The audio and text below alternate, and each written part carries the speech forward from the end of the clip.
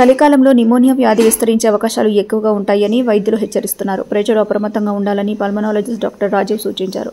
ప్రపంచ నిమోనియా దినోత్సవం సందర్భంగా వేదిక న్యూస్తో మాట్లాడిన ఆయన, నిమోనియా అనేది ఊపిరితిత్తుల్ని ప్రభావితం చేసే ఇన్ఫెక్షన్ అని తెలిపారు. దీని ప్రధాన లక్షణాలుగా జలుబు, దగ్గు, శ్వాస తీసుకోవడంలో ఇబ్బంది వంటి లక్షణాలు కనిపిస్తాయని చెప్పారు.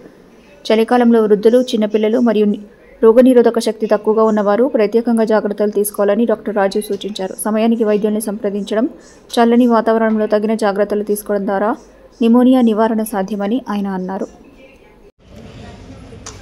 నవంబర్ 12వ తారీఖుని మనము ప్రపంచ నిమోనియా దినోత్సవంగా జరుపుకుంటాం. నిమోనియా ముఖ్యంగా ఊపిరితిత్తులకు సంబంధించినటువంటి ఇన్ఫెక్షన్. నిమోనియా అనేటువంటిది మనము దాన్ని ట్రీట్ చేయొచ్చు, మరియు ప్రివెన్షన్కి కూడా కావాల్సిన జాగ్రత్తలు తీసుకునేటువంటి అవకాశం ఉంది. కాబట్టి ఖచ్చితంగా నిమోనియాకు సంబంధించిన అవేర్నెస్ అంటే అవగాహన అనేటువంటి ప్రతి ఒక్కరికి అవసరం. దానిలో ముఖ్యంగా నిమోనియా యొక్క లక్షణాలు చూసినప్పుడు దగ్గు, ఆయాసం మరియు జ్వరం ఉండేటువంటి 3 ముఖ్య లక్షణాలు. వీటితో పాటుగా ఇతర లక్షణాలు కూడా, అంటే ఉదాహరణకి టీబీని చూసుకున్నట్లయితే టీబీని కూడా మనం ఒక నిమోనియా లాగా పరిగణిస్తాం. అది మైకోబాక్టీరియం ట్యూబర్క్లోసిస్ అనేటువంటి బ్యాక్టీరియా ద్వారా ఊపిరితిత్తులకు సంబంధించేటువంటి ఇన్ఫెక్షన్.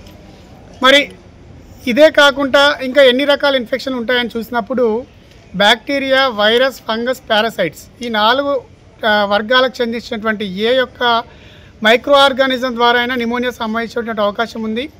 సీజన్లో మనకు ముఖ్యంగా వైరస్ల ద్వారా వచ్చేటువంటి అవకాశం ఉంది. ఉదాహరణకి మన అందరము 2019 నుంచి 2020లో చూసాము.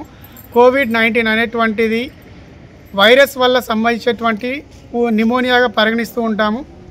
కాబట్టి దీనికి సంబంధించిన జాగ్రత్తలు తీసుకున్నప్పుడు అసలు దీని వ్యాప్తి ఎలా ఉంటుంది అంటే, ఊపిరితిత్తులకు సంబంధించినటువంటి ఏ ఇన్ఫెక్షన్ అయినా ఊపిరితిత్తులకు సంబంధించిన నిమోనియా వచ్చినటువంటి వ్యక్తి దగ్గినప్పుడు కానీ, తుమ్మినప్పుడు కానీ ఆ తుంపర్ల ద్వారా ఇతరులకు వ్యాప్తి చెందేటువంటి అవకాశం ఉంటుంది. కాబట్టి ఖచ్చితంగా ప్రతి ఒక్కరూ మాస్క్ ధరించడం ద్వారా, అంటే మరి ఎప్పుడు ధరించాలి మాస్క్ అన్నప్పుడు గుంపులుగా ఉండేటువంటి ప్రదేశాల్లో, లేకపోతే నిమోనియా కేసులు ఎక్కువగా ఉన్నటువంటి ప్రదేశాల్లో, హాస్పిటల్లో పేషెంట్ల మధ్యలో ఉన్నప్పుడు కానీ మాస్క్ ధరించడం ద్వారా నిమోనియా మనకు రాకుండా జాగ్రత్త పడేటువంటి అవకాశం ఉంది. దాంతోపాటుగా ఇమ్యూనిటీ అంటే వ్యాధి నిరోధక శక్తి మీద కూడా నిమోనియా యొక్క ప్రభావం అనేటువంటి అది ఆధారపడి ఉంటుంది. కాబట్టి ఇమ్యూనిటీని కూడా పెంచుకోవాల్సిన అవసరం ఉంది.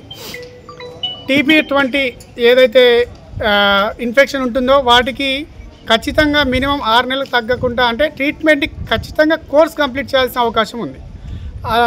ప్రతి ఒక్కటి బ్యాక్టీరియా వల్ల వచ్చేటువంటి నిమోనియాలు ఉండవు. కాబట్టి ప్రతి ఒక్కరూ యాంటీబయాటిక్ వాడాల్సిన అవసరం లేదు.